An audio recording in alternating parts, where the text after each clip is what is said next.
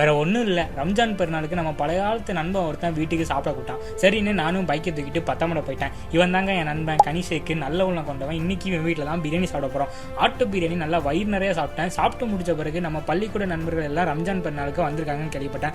அவங்களெல்லாம் 10-7 வருஷம் ஆச்சு. சரி, ஒரு அட்டண்டன்ஸை போட்டுலான்னு பார்க்க போனேன்.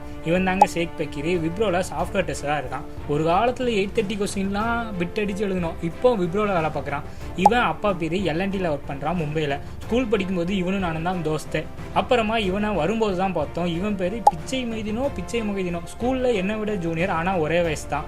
என்ன இவனுக்கு அடையாளமே தெரில. அப்புறம் இவன் ரசூல், ரயில்வேல ஒர்க் பண்ணுறான். இவன் எனக்கு 7ஆம் கிளாஸ் படிக்கும்போதே தெரியும். சொல்லப்போனால் எனக்கு பைக் மேலே கிரேஸ் வர்றதுக்கு காரணமே இவன் தான். அப்புறமா பக்கத்தில் சேர்மாதேவியில் ஃபரித்து சீனியர் ப்ராஜெக்ட் மேனேஜராக இருக்கான். இவன் ஸ்கூலில் கிரைம் பார்ட்னர். இவன் அப்பத்துலேருந்து இப்போ வர அப்படியே தான் இருக்கான், மாறவே இல்லை. அப்புறமா ஜூஸ் குடிச்சிட்டு வீரநல்லூரில் இன்னும் சில நண்பர்களை பார்க்க போனோம். அதில் இவன் சுஜித்து, இல்லை டாக்டர் சுஜித்து.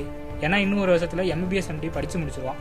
அப்படியே வர வழியில் சதீஷை பார்த்தோம். இவன் சென்னையில் ஒரு கம்பெனியில் .NET டெவலப்பராக இருக்கான். அப்படியே எல்லாத்தையும் பார்த்த சந்தோஷத்தோட அப்படியே வர வழியில் நான் படித்த ஸ்கூலையும் பார்த்துட்டு மனசில் நிறைய மெமரிஸோட இந்த நாளை முடிச்சுக்கிட்டேன்.